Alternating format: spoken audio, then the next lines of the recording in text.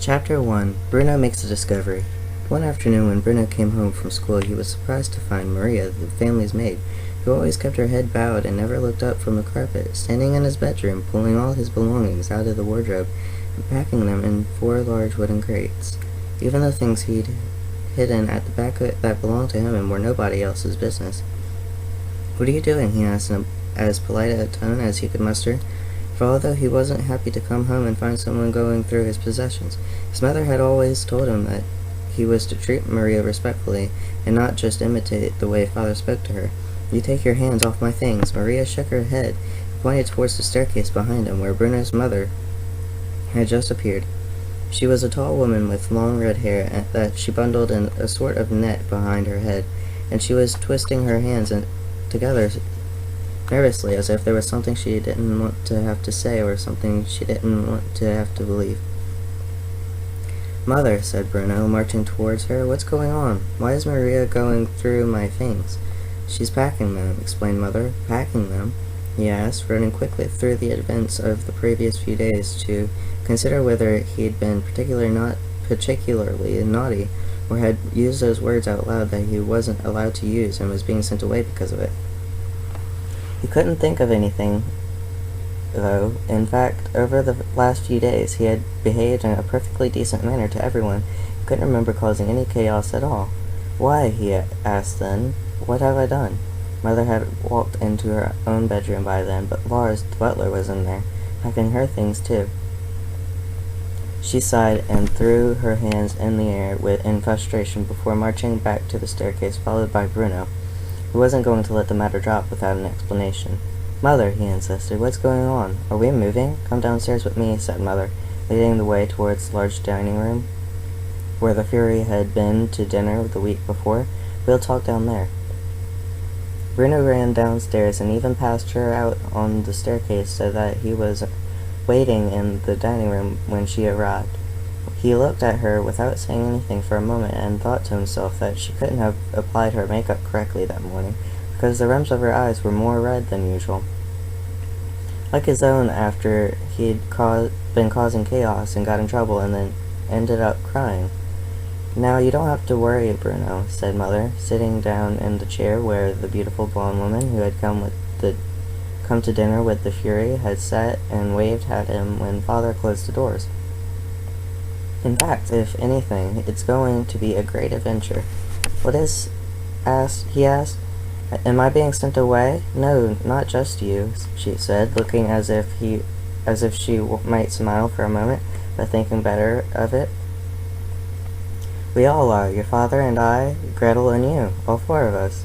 Bruno thought about this and frowned. He wasn't particularly bothered if Gretel was being sent away because she was a hopeless case and caused nothing but trouble for him, but it seemed a little unfair that they all had to go with her. "But where?" he asked. "Where are we going exactly? Why can't we stay here?" "Your father's job," explained Mother. "You know how important it is, don't you?"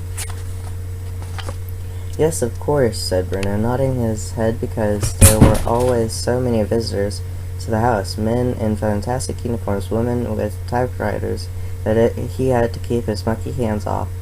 And they were always very polite to Father, and they told each other that he was a man to watch and the Fury had big things in mind for him. "Well, sometimes when someone is very important," continued Mother, "the man who employs him asks him to go somewhere else because there's a very special job that needs doing there." "What kind of job?" asked Bruno, because if he was honest with himself, which he always tried to be, he wasn't entirely sure what job Father did. In school, they had talked about their fathers one day, and Carl had said that his father was a greengrocer, which Bruno knew to be true because he ran the greengrocer's shop in the center of town. And Daniel had said that his father was a teacher, which Bruno knew to be true because he taught the big boys who it was always wise to steer clear of. And Martin had said that his father was a chef, which Bruno knew to be true because he sometimes collected Martin from school, and when he did, he always wore a white smock and tartan apron. And as if he just stepped out of his kitchen. But when they asked Bruno what his father did, he opened his mouth to tell them, but then he realized that he didn't know himself. All he could say is that his father was a man to watch and that the Fury had big things in mind for him. Oh, and that he had a fantastic uniform, too. It's a very important job, said Mother, hesitating for a moment. A job that needs a very special man to do it. You can understand that, can't you? And we all have to go, too, asked Bruno. Of course we do, said Mother. You wouldn't want Father to go to his new job on his own, and be lonely there, would you? I suppose not, said Bruno. Father would miss us all terribly if we weren't with him, she added. Who would he miss the most? Asked Bruno. Me or Gretel? He would miss you both equally, said Mother, for she was a great believer in not playing favorites, which Bruno respected, especially since he knew that he was her favorite, really. But what about our house? Asked Bruno. Who's going to take care of it while we're gone? Mother sighed and looked around the room as if she might never see it again. It was a very beautiful house and had 5 floors in total, if you included the basement where a cook made all the food, and Maria and Lars sat at the table arguing with each other and calling each other names that you weren't supposed to use. And if you added in the little room at the top of the house with the slanted windows where Bruno could see right across Berlin if he stood up on his tippy toes and held on to the frame tightly. We have to close up the house for now, said Mother, but we'll come back soon to it someday. And what about Cook? Asked Bruno. And Lars and Maria. Are they not going to live in it? They're coming with us, explained Mother. But that's enough questions for now. Maybe you should go upstairs and help Maria with your packing. Bruno stood up from the seat, but didn't go anywhere. There was just a few more questions he needed to put up to her before he could allow the matter to be settled. And how far away is it? He asked. The new job, I mean. Is it further than a mile away?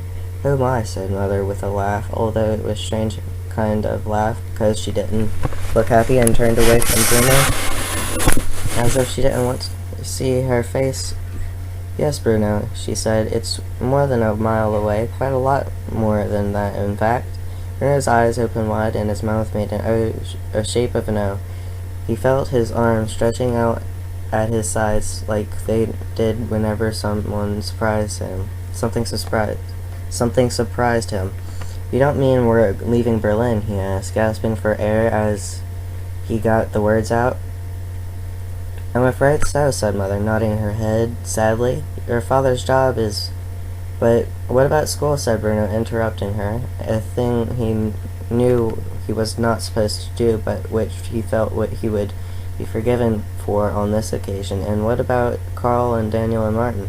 How will they know where I am when I want to go do things together? You'll have to say goodbye to your friends for the time being, said Mother, although I'm sure you'll see them again in time. And don't interrupt your mother when she's talking, please, she added.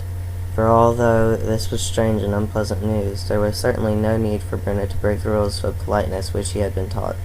Say goodbye to them, he asked, staring at her in surprise. Say goodbye to them, he repeated, spluttering out the words as if his mouth was full of biscuit that he'd munched into tiny pieces but not actually swallowed yet. Say goodbye to Carl and Daniel and Martin, he continued, his voice coming dangerously close to shouting, but which was not allowed indoors. But they're my 3 best friends for life. Oh, you'll make other friends, said Mother, waving her hands in the air dismissively, as if the making of a boy's 3 best friends for life was an easy thing. But we had plans, he protested. Plans, he asked Mother, raising an eyebrow. What sort of plans? Well, that would be telling, said Bruno, who could not reveal the exact nature of the plans, which included causing a lot of chaos, especially in a few weeks' time when school finished for the summer holidays. And they had just they didn't have to spend all their time just making plans, but could actually put them into effect instead. But Mother... Bruno, that's enough, she said, snapping at him now and standing up to show him that she was serious when she said that was enough.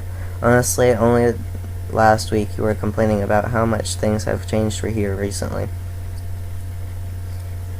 Well, I don't like the way we have to turn all the lights off now, he admitted. Everyone has to do that, said Mother. It keeps us safe. And who knows, maybe we'll end up in less danger if we move away. Now you need to go upstairs and help Maria with your packing. We don't have as much time to prepare as I would like to have, thanks to some people. Bruno nodded and walked away sadly, knowing that some people was a grown-up's word for father, and one that he wasn't supposed to use for himself. He made his way up the stairs slowly, holding onto the banister with one hand, and wondered whether the new house and the new place where the new job was would have as fine a banister to slide down as this one did.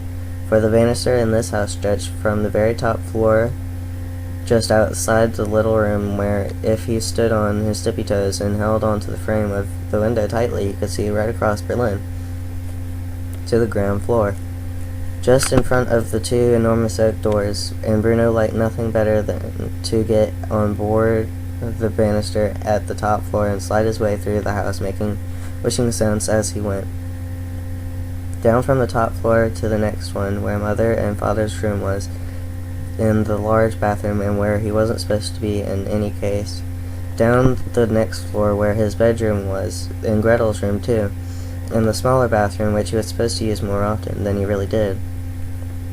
Down to the ground floor where you fell off the end of the banister and had to land flat on your 2 feet, or it was 5 points against you and you had to start all over again. The banister was the best thing about this house, that and the fact that grandfather and grandmother lived so nearby, and when he thought about it, it made him wonder whether they were coming to the new job too, and he was presumed that they were because they could hardly be left behind. No one needed Gretel much because she was a hopeless case.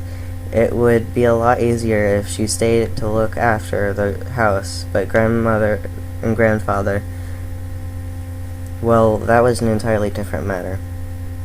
Bruno went up the stairs slowly towards his room, but before going inside, he looked back down towards the ground floor and saw Mother entering Father's office, which faced the dining room, and that was out of bounds at all times and no exceptions. And he heard her speaking loudly to him until Father spoke louder than Mother could, and that put a stop to their conversation. Then the door office closed, and Bruno couldn't hear any more, so he thought it would be a good idea if he went back to his room and took over the packing from Maria, because otherwise she might pull all his belongings out of the wardrobe without any care or consideration, even the things he'd hidden at the back that belonged to him and were nobody else's business.